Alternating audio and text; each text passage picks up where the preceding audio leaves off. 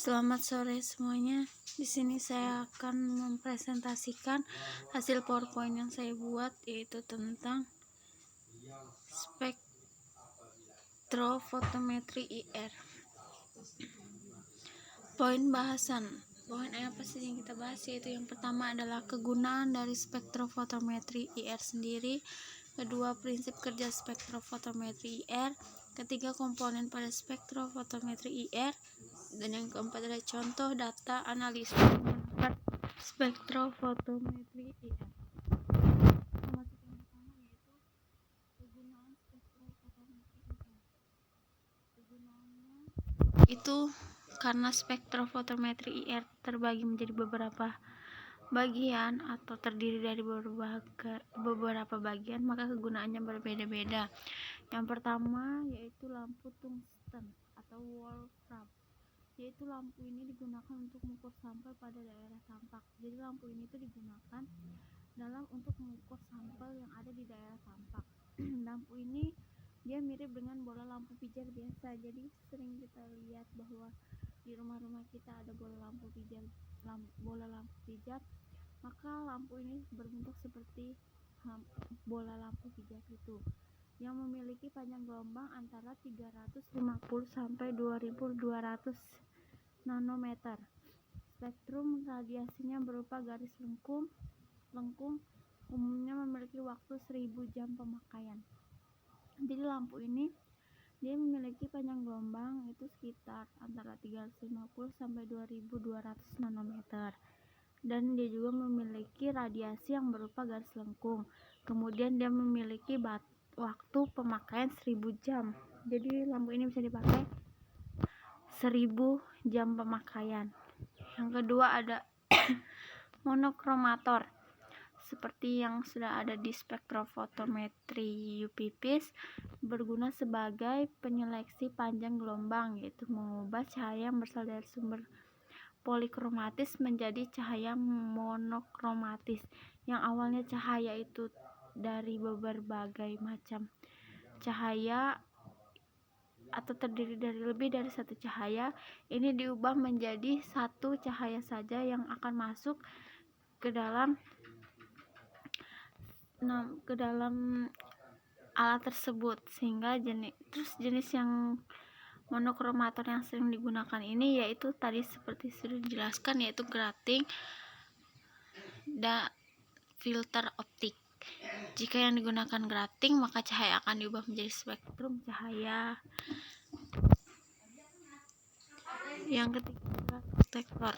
Fungsi dari detektor menangkap cahaya yang diteruskan dari sampel dan mengubahnya menjadi arus listrik. Nah, jadi tadi tugas dari monokromator menunggalkan cahaya, dan tugas dari detektor ini berfungsi dia menangkap cahaya yang ada di monokromator tadi, sehingga dia mengubah cahaya itu diteruskan dari sampel dan mengubahnya menjadi arus listrik.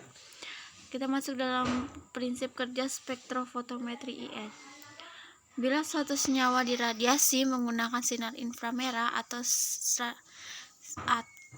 sinar IR, maka sebagian sinar akan diserap oleh senyawa, sedangkan yang lainnya diteruskan. Jadi kalau suatu senyawa ini diradiasi menggunakan sinar inframerah, maka akan sebagian ada yang diserap, ada juga sebagian yang akan diteruskan. Serapan ini diakibatkan karena molekul senyawa organik mempunyai ikatan yang dapat bervibrasi atau bergetar. Jadi tadi yang senyawa yang sinar yang akan diserap itu diakibatkan karena ada molekul senyawa organik yang mempunyai ikatan yang bervibrasi atau dia ikatan yang bergetar.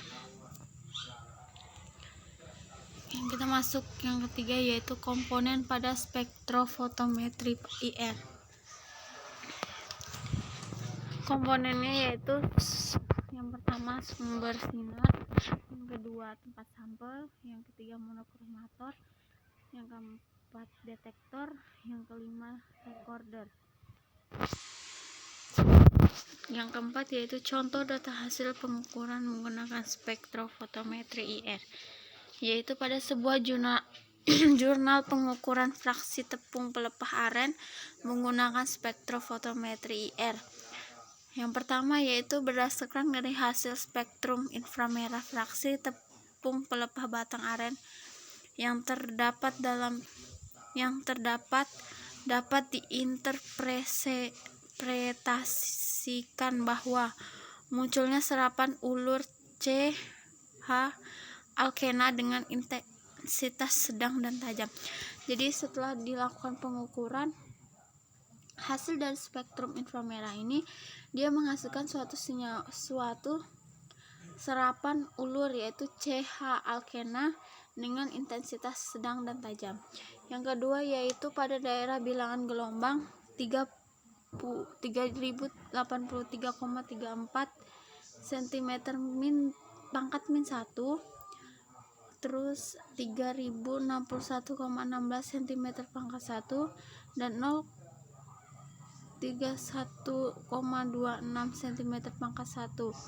Roberts 1977 yang diperkuat dengan munculnya gugus C berikatan dengan C alkena pada bilangan gelombang 1651,14 cm pangkat 1 yang base-nya muncul pada daerah serapan 1650 cm pangkat min 1. Kemudian cm pangkat min 1 menunjukkan adanya gugus CH. Selain itu, serapan untuk vibrasinya menghasilkan C alkana juga muncul pada daerah sidik jari yaitu 758,06 cm pangkat 1 yang base-nya muncul pada daerah sekitar 1200 sampai 750 cm pangkat min 1. Kemudian ada juga vibrasi CH alkana ditunjukkan pada bilangan gelombang 2927,10 cm pangkat min 1 dan 2852,84 cm pangkat min 1 dengan intensitas kuat dan tajam.